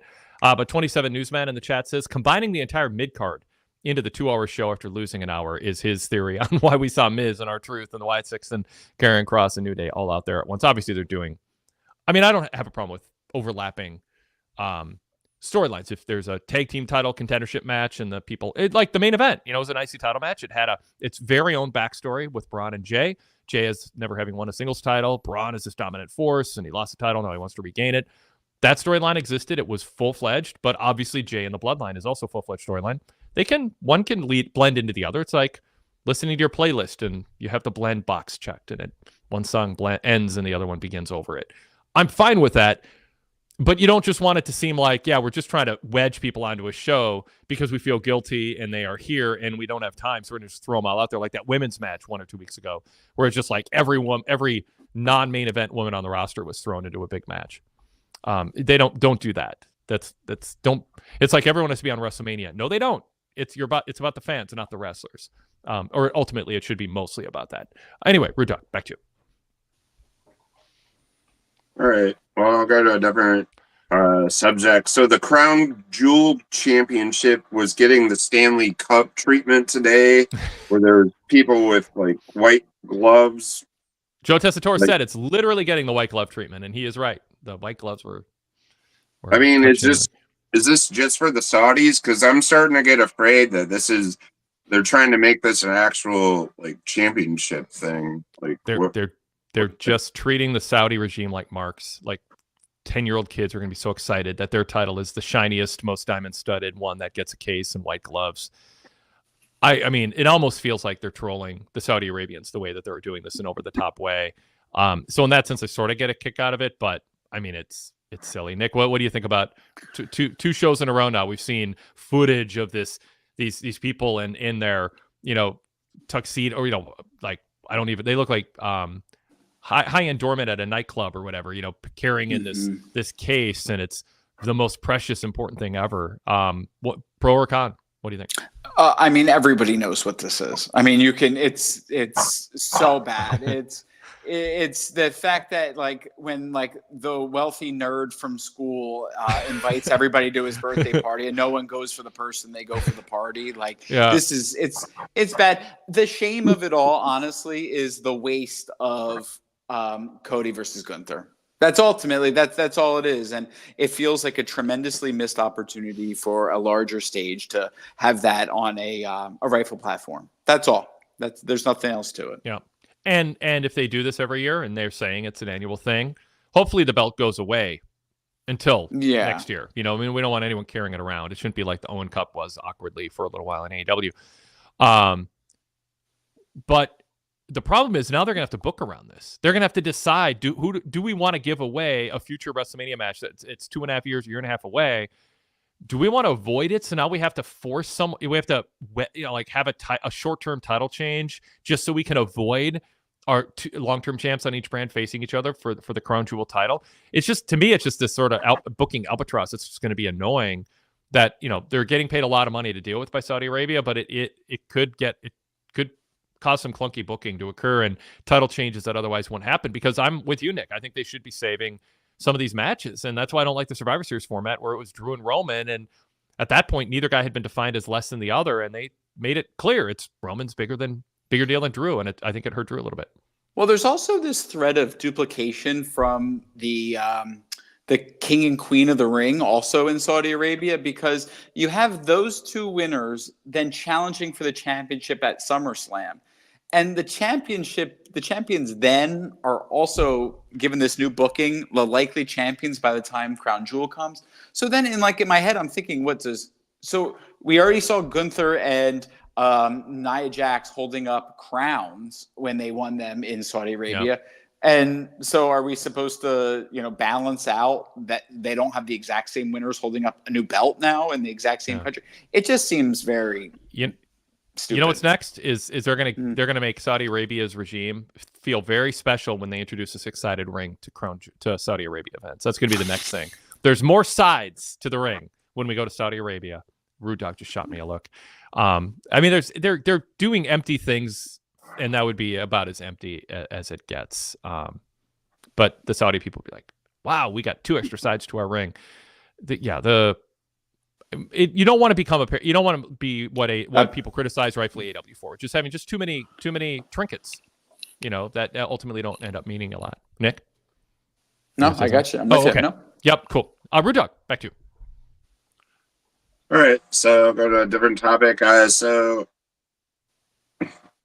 Rhea Ripley seems like she has no one else to feud with than, Liv and Dom. And WWE wants you to think that, the whole thing about the Nia Jax, Liv Morgan match is who Tiffany Stratton's going to cash in on. But what do you think about Rhea Ripley making the decision in that match, and might she be a factor in it? Nick, you look confused by the question. Wait, yeah, you lost me somewhere in there. Rhea Ripley to do what? Yeah, I got a little lost at the Rhea Ripley aspect All right, to it. So Nia Jax versus Liv Morgan's happening at Crown Jewel. Right. And they Tiffany pretty much Nia's telling Tiffany cash in on Liv, not me. And so how does Rhea work into that? Yeah. I think Rhea is going to be more the deciding factor now that, she's still like a part of the storyline. Do you think Rhea will go ahead, Nick. Yeah, make the decision in this match? I mean, it's possible. I think that the women's division on both shows, quite frankly, needs a shakeup. So I think Tiffany Stratton, in either capacity, could be that. I think the Rhea Ripley versus Liv Morgan thing needs something, and it's certainly not Raquel. She's dead in the eyes and has less charisma than anything on this call right now. So I just think that one's not going to work long term. When it comes to Nia Jax, I think Nia Jax is doing really great work.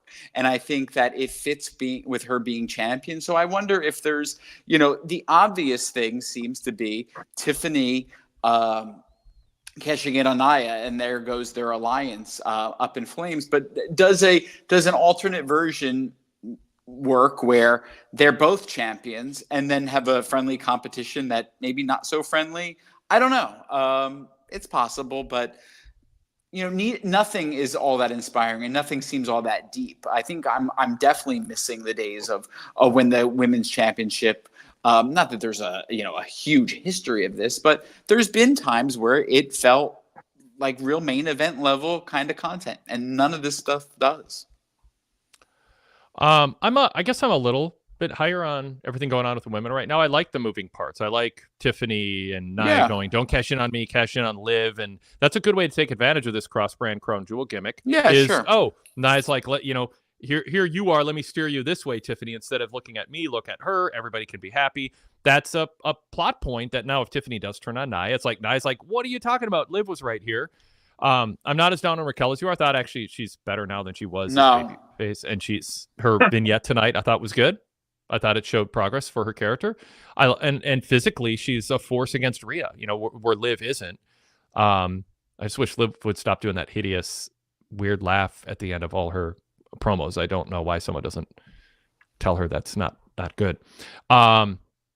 So I don't know. I like the moving parts, and I like the Nia Jax title reign and the Tiffany stuff. Yeah. I mean, there's the tease of the cash in at a TV show when it's not going to happen, but the crowd pops anyway. I get WWE being lured, being tempted into doing it, lured into doing it because it gets a crowd response, but it does start to become a little cartoonish. Again, it's like, of course, the local crowd's going to pop for it because it's like get the tables chance. It's what you do at a WWE show, yay. But eventually, people are going to not, because you're leaning into it too much, and it's not going to happen on these occasions. You don't have to be the most savvy of fan to know that these cash-ins weren't going to happen. So I just avoid the temptation to just go for tease pop-ins all the time. Find a different way to tell the story. But I'm sympathetic to the idea that they want to. I think one of the selling points of the Liv Nia, Tiffany Nia story is they want Nia Jax to react to Tiffany and Tiffany to almost get up the gumption and then pull back and go, I wasn't going to do it, or I wasn't thinking about it, or you're misinterpreting and explain. They want to really drive that point home, but I wish they could find a way to do that without the tease, the cash-in teases being overdone. It's kind of like the brawl backstage that we throughout the show. I think we're at a point. JC Scooby, you're banned from the show. He says, JC Scooby 76. I love Liv's laugh, Wade. Nick, Liv's laugh, ha ha ha ha, whatever that thing is she does. Oh I think God. it's love, live, laugh. Like what is it? What's the song? He's playing on the, Live, on the laugh, signs love. that everybody has. Yeah, to yeah, people yeah, write on yeah, their yeah. homes. Oh, okay. I think so. Jay, you're on band then. And JC, I even that's not what you meant. You didn't mean you loved it. I would stick with this because that keeps you banned. I take Nick's interpretation of it. Love, live, laugh. Love. What is it? By Live, the way? laugh, love. Oh, laugh. Yeah, the laugh part. No. Live, laugh, love. Oh, love is live. Yeah, I gotcha. I think. I don't know. Yeah. No, you got it. You're right. Anyway, go ahead, Rude Dog. We're going off course here. Or I am steering. I'm steering. Love, live, laugh. Yes, that is funny. Not Good job, really. JC Scooby. You're redeemed. And I am ashamed I didn't pick up on that. Good job, Nick. All right. I thought he just said he loved the laugh, and I can't imagine him loving that laugh. He might have. Oh. We'll never know. Rude Dog, go. No dead air. So I know how Nick feels about this, but Wade, what do you think about Rochelle? Geez, I can't even pronounce her name. Rochelle Rodriguez comes back as a heel. In my opinion, she was a terrible baby face. Does she have an upside as a dominant heel? Yeah. No. Yeah. Nope. Sorry. I think she does. I don't think so. Yeah. Well, we'll It's not see. happening. Well, I mean, it's a small sample size, so I mean, I'm not like I'm saying yes, but I'm not. You don't hear me gushing for 30 seconds about it. I mean, I need more, but I'm okay. She's a physical force for Rhea that Liv is not, and I think it helps explain why Liv might keep the title for a while because she has this heavy at ringside who can be somebody who you go through to get to her. So I mean, I think she's at least adequate at this point, and I think there's room that she'll actually be okay. And Nick in a month or two will be like, yeah, Wade, you were right. I was a little hard on her. We'll see. It's not happening. I'm saying no. She's going to be around for a while because that's what happens in WWE these days. She's not going to get released, but she's not going to be great. She's not going to be exceptional. She's going to be ordinary. It's bland. It's not happening. Already waters down Judgment Day.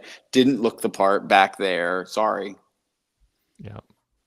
Mike Myers chimed in. It's always special when he does. He goes, live, laugh, aloof. I don't get it. Yeah.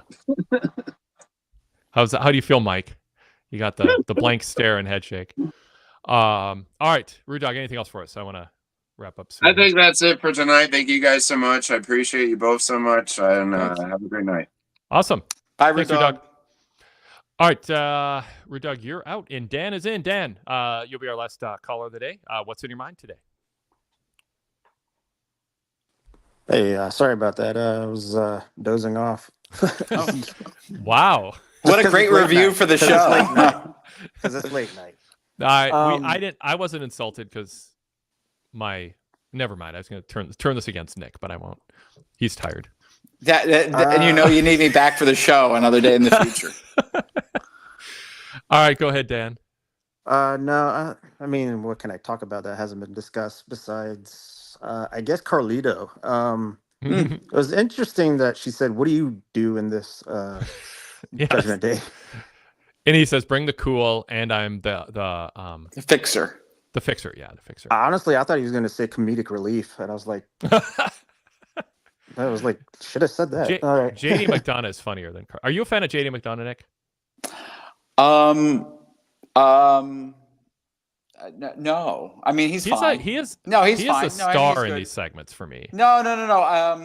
Yeah, he stands out to a certain degree.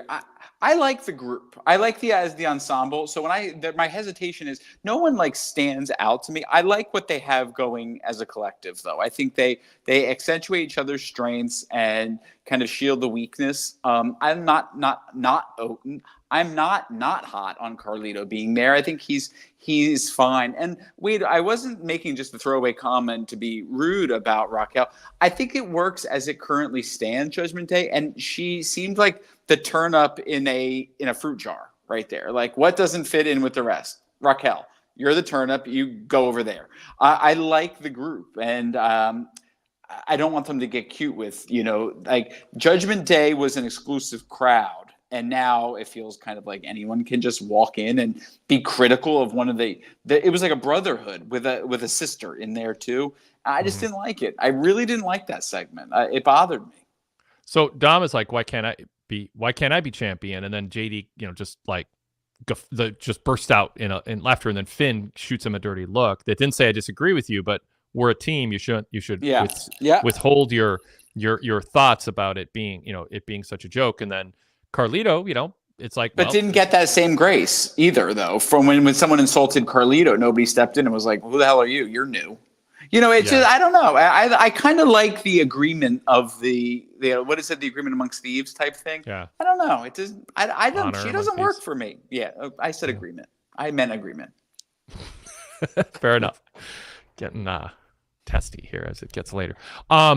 So no, the Judgment Day helped me get through 3-hour Raws, and sure, everybody had it is an ensemble. Everybody was good. Obviously, Rhea Ripley and Damian Priest had a gravitas that Carlito and JD don't.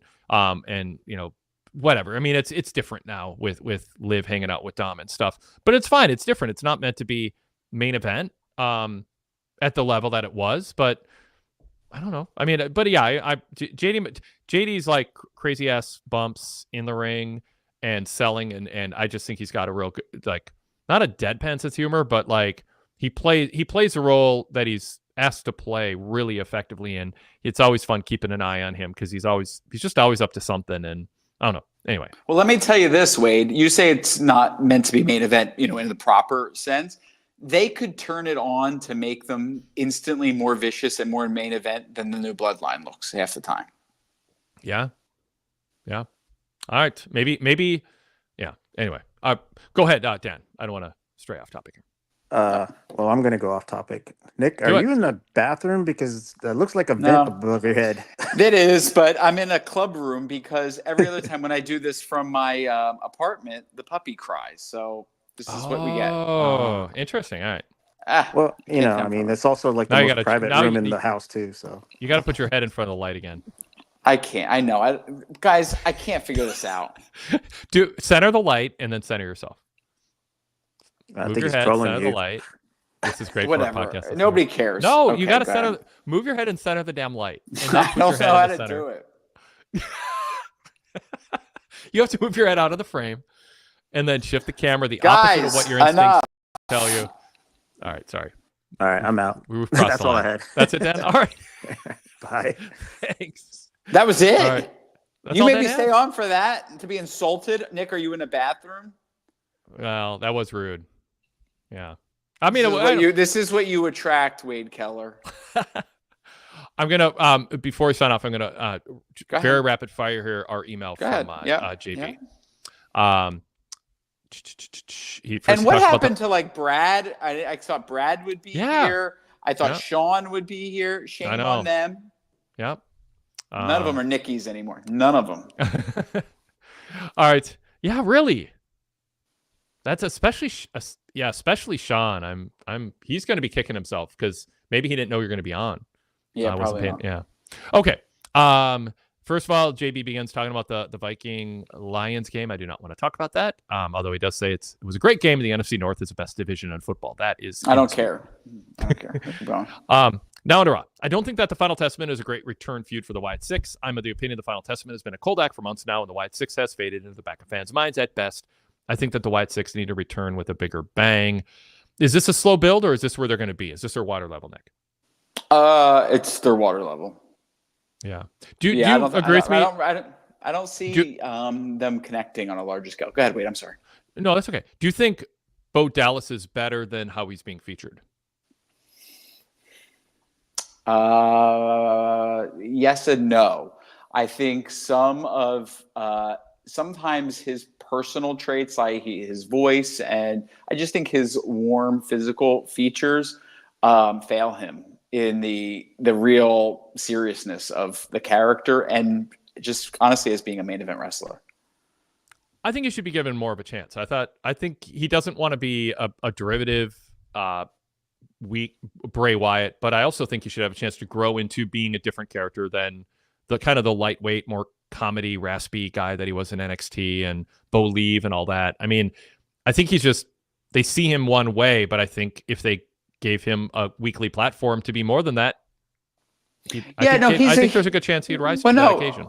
Super talented as a wrestler, but I think what you have to do is kind of like shake off the Lenny Poffo from him, like where he looks like and is adjacent to as this sibling who's just got that much more star power quality to him. It doesn't land for me. Yeah, fair enough. Yeah, I mean, you're not alone. Is a Bronson Reed feud a well-done strategic placeholder for Seth Rollins before he inevitably engages in a feud that will lead to WrestleMania with either CM Punk or Drew McIntyre? Yes. Yep. 3 is Braun Breaker losing to Jay by means on an obvious screw finish the best look for his badass character. He lost the title fair and square, but he won in a completely illegitimate way. So, I think it's to add, to take away the fact that when he wins and loses, it's on him. Like I said, everything seems so intentionally not Goldberg to me. Like I think they are giving him the more typical WWE character in and out of a title change, and that's fine. But it's just not the strongest for me. But the thing is Braun Breaker did not want this interference. It doesn't reflect poorly on him. He took advantage of a situation, and yes, Jay was making his first comeback of the match when the Bloodline showed up. So we don't know, but Jay's a big enough star. I don't think there's any shame in Braun looking like he was going to crush Jay if it weren't. Yeah. It's fine. It's just on the back of Wade, him not winning the Intercontinental title not strong the first time, but the fact that he lost leading up to winning it for the first time, then losing it quickly after having it, then winning it back again with interference. These things combine is what I'm saying. Yeah. Yep. In the micro, I think in their mind, they're like, well, this won't make Braun look bad. He's going to win, but he's not winning because he felt he needed help. Yeah. He won the because totality of people isn't who he wasn't even on the same side of. Yeah. Right. Right, but the totality. Yeah. All right. Was Carlito's clearly racist line backstage to Adam Pearce about needing to learn Chinese really the best choice, while clearly still being in the shadow of Vince McMahon, who was known for constructing racist storylines? I didn't think it was racist. I heard it. I didn't think. Yeah. Let me just clarify. I didn't interpret it as racist. I think it made him look stupid. Okay. What was the because the Kairi Sane and Io Sky were talking, and he was kind of like looked interested in them ish, and then they walked away, and he goes, "I really need to learn Chinese" or something along those lines. It struck me as him being stupid. Yeah. Yeah. I don't know why that's racist to say I need to learn Chinese. I think I'm more with you than that being a sign of Vince McMahon racism. So, I let me say this. He said it very quickly, and I think it could have been misinterpreted because my ears thought I heard something else the first time. Okay. Yeah. A Milano in the chat says, come on, that's not racist. Right. It's not racist what it was. I think if you heard it in a different way, someone might have interpreted otherwise. Got it. All right. He asked about Samantha Irvin, who we've already talked about. Jacob Fatu and Cody Rhodes had a Philly street fight in the dark match. Is that a sign of things to come? I mean, sure. I mean, Jacob I missed Fatu, it. What'd you say? Oh, he saw a note that there was a dark match with Cody and Jacob Fatu in a Philly street fight, and he said, "Is that a sign of things to come?" Sure. Of course, Jacob Fatu's going to wrestle every top guy, and Cody's one of them. I don't think that it being a dark match gives away that it's happening soon. Although sometimes they do a dark match because they want. I can't do this. Yep. So you just look so defeated. Jacob Fatu and Cody are going to wrestle, but and sometimes dark matches are dry runs. They're to get them used to wrestling each other. So I mean, it might be worth reading into. And Cody made it through solo. So yeah, I mean, maybe, but I don't know if likely is a word, but I mean, it seems, regardless of the dark match, it seemed like Fatu might be wrestling Cody soon. Nick. Yeah, no, I agree. Yeah. I wouldn't rush it though. I don't think there needs to be any rush to it. Yeah. All right. A couple comments from in the chat just in response to what we just said. WWE shouldn't have used Bo Dallas's name. It would have made him more real with his real name. Should they have abandoned the Bo Dallas name the same way Husky? Bray didn't have to be Husky Harris. Can you give Bo Dallas a new name? Yeah, they could have. Yeah, they could have. But I mean, I don't think Bo Dallas is something worth nearly as running away from as Husky Harris was. Maybe unfortunately for him, in a Yeah. sense. Yeah. Okay. Ken Arnold says, I never thought much of Carlito, so I don't care whether he meant to say Japanese, but he said Chinese instead to play into how idiotic his character comes across. Yeah. I mean, I think that's a fair interpretation. Yeah, that's what it was. Yeah. Yeah. Okay. Couple other things I flagged in the chat, and then we'll wrap up here. Is there anything else, Nick, by the way, that you want to say before we sign off? Honestly, there was, and I forgot it. So keep wrapping up, and if something comes okay. So keep that in mind. So I'll throw in a couple things I might not have gotten to earlier, even if they're on the screen. I didn't read them to our podcast listeners, our audio only. Ellering was such a pointless addition. He didn't say more than 10 words on screen since he came back. I agree with that, and I'm kind of sad. Paul Ellering, as manager of the Road Warriors, it's like it did feel like, who is this guy? And he felt like he was worthy of more speaking lines. I know what I was going to say before I forget it. Yeah. When they were counting the pin for the title change, they didn't do the Vince McMahon forbidden thing of not being able to say that's it. He called they called the victory as he was counting the 3 count, which I thought was definitely noticeably different. And I like that. And in this case, it might have been them thinking everybody knows it because we just had the distraction, the interference, and now it's a finisher and he's hitting it strong. But it makes it more unpredictable. It does, yes. Yeah. 27 Newsmen said about our early conversation. I agreed. Wade and Bischoff was lit. It was great, Wade. It was great. On ring announcers, Keith Bennett says the Fink was a ring announcer from mid-90s. Lillian served from late 90s to 2010. Justin from 2010 to 2020. Samantha, ... And then, Mike Rome, too. That I picked that out because I want to give Mike Rome a little shout out. He moved over to NXT, but he was in that mix. Okay, so the credits was the main thing I wanted to get to. The people talking about credits because of differing opinions. Credits don't mean it's a work. Sports show credits at the end of games too. It was Jason D who said, I don't want to see credits during a hot beatdown angle. Don't remind me it's all produced. I agree. Of course, with that. Of course. Well, no, the first part, not the second part. The first part, not the second part. Of course, it's produced, but stop! Right. Don't put it on the moment of significance. Yes, I'm agreeing with your point, but Jason made 2 points, and I want to clarify to Jason. I don't want the credits during the hot beatdown. I'm fine with that. You've talked me into that.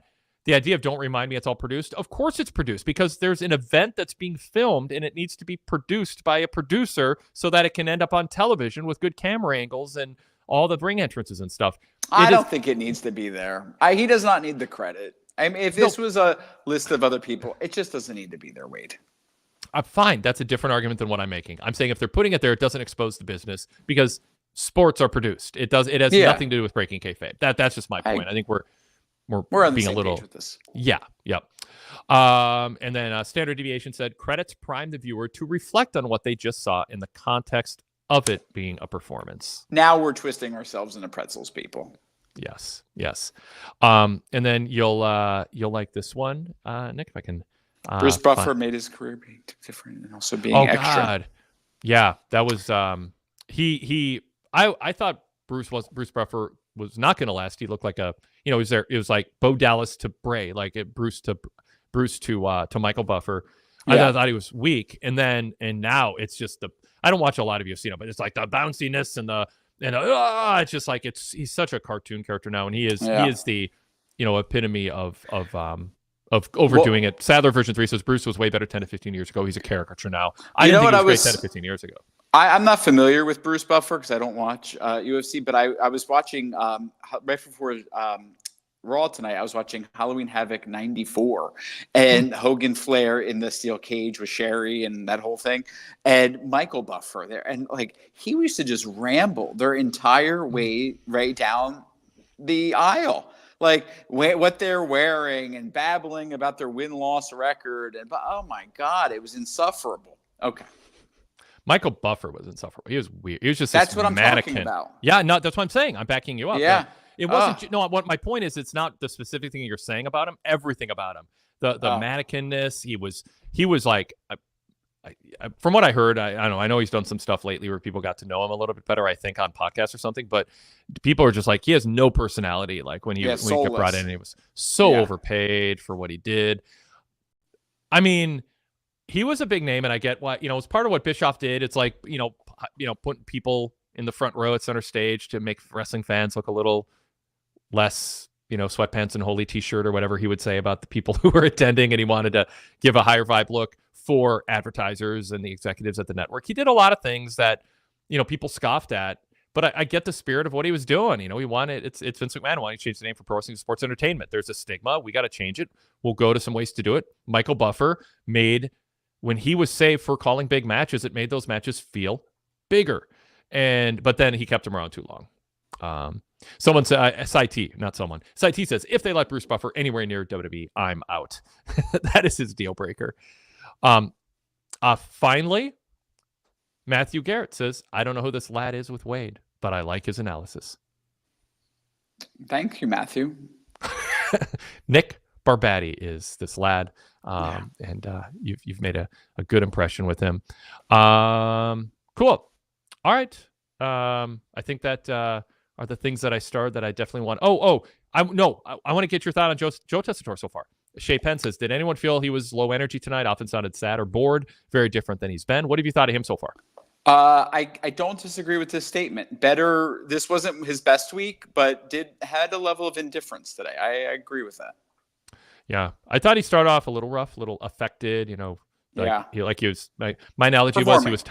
It was like he was talking to us like we were drunk and had car keys in our hand, and we need to listen to him. It's not a good idea to drive. Like, what do you just talk like a normal human being with a little bit of announcer? It's like we're talking about ring announcing. He brought too much gimmickry up front. Just call it straight. I think I didn't notice him being low energy tonight, but what I have thought is he's good. He's got good faster than others. Yep. I think he's a keeper. And I think Can I also say this? I don't want to frustrate people, and I don't want to frustrate you, Wade. Yeah. Especially with the main event, I don't think he was given much to work with in terms of energy. I think the main event was really low energy. I really do. Yeah. And maybe, and he didn't add to it, but it wasn't an electric atmosphere. Yeah.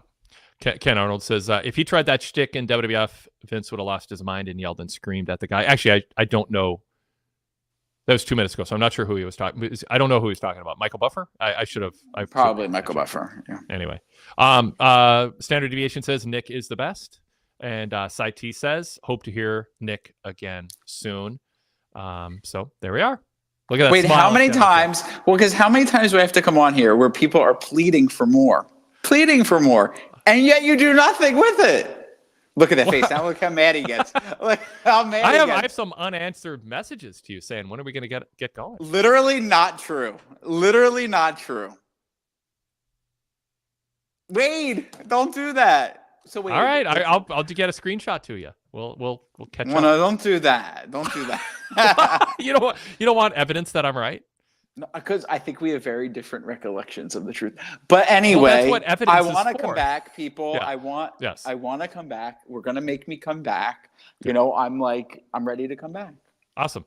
Cool. Thank you, everybody. Go VIP if you enjoy what we do here at the Torch with our brand of coverage of pro wrestling. You can get a lot more of it, including just supporting us. Just do it to support us. But you can also do it because you want to get a lot in return for your money. You can get a 7-day free trial of all our VIP podcasts and the ad-free versions of our free shows, patreon.com/PWTorchVIP. You can also, by the way, in Spotify, search PWTorch VIP, and it'll pop up the ability to subscribe and get the 7-day free trial through Spotify. So if you're in Spotify, that's your app of choice or your whatever choice, PWTorch VIP, get a 7-day free trial. And bring us along with you. Otherwise, we have a main VIP option, pwtorch.com/govip. That unlocks access to our library going back 35 plus years. Also has Apple Podcast compatibility with a single click, no advanced settings, no password, none of that stuff. We have a really slick setup. You get an email when you sign up, you click it, and you're subscribed in Apple Podcasts. That works in CarPlay. But we also work with a really slick system for any other iOS app or Android app for your phone. You can also stream the shows directly from our ad-free website. So check out details on VIP membership, a weekly newsletter, pay-per-view roundtables with scores from our entire staff, written reviews, and then our also post-pay-per-view and post-PLE audio roundtables, which Nick has been part of from time to time too. Yeah, not my favorite, but they're amazing. They're the best. They're what turned me into a PWTorch subscriber. You know that. I love listening to the roundtables. You know, getting in there with you and Todd Martin is like, you know, being put in a cage at the zoo, but it's phenomenal. So, go VIP. By the way, one thing a lot of people like to do who don't have time because they got stuff going on in the evening, but they don't want to fall behind on shows. I do the Wade Keller hotline after Raw, Dynamite, and SmackDown. As soon as I'm done with these post shows, I record a start to finish 15-minute, give or take, pithy review, just running down everything that happened chronologically. So if you don't see the show or all of it, you can catch up and listen to that first as a VIP member so that when you join the post show, you're not wondering what we're talking about because I gave you a quick summary of everything that happened. And if you're more of a fan of WWE than AEW, but you want to keep up, that's a good way to keep up on what's happening on Raw, Dynamite, and SmackDown. That is VIP exclusive and is one of the perks, one of the benefits that comes along with it. The roundtable, post-paper roundtables, Nick was just gushing about are the whole library of them dating back to late 2003. We've been doing it more than 25 years, or more than 20 years, I should say, are available on demand when you go VIP. And then part of our VIP membership is jumping back 18 years to our VIP shows from 18 years ago this week. And that includes just on our regular feed, our flashback, our we call it the VIP Vault. And so Wade Keller hotlines, Bruce Mitchell audio shows, Real Deal with Pat McNeil, and pay-per-view roundtables and more are on your feed. It's customizable, so if you want to exclude that, you can. But the 18 years ago shows are cool, and you can relive our reviews of WWE pay-per-views, the monthly shows from 18 years ago. And again, you can catch up on demand on all those. Nick, anything you want to add to that? Nope. You look like okay, cool. Thanks everybody. Thanks Nick. Good, get to sleep, and we'll talk to you next time. Thanks everybody. Thanks, Wade. Thank you.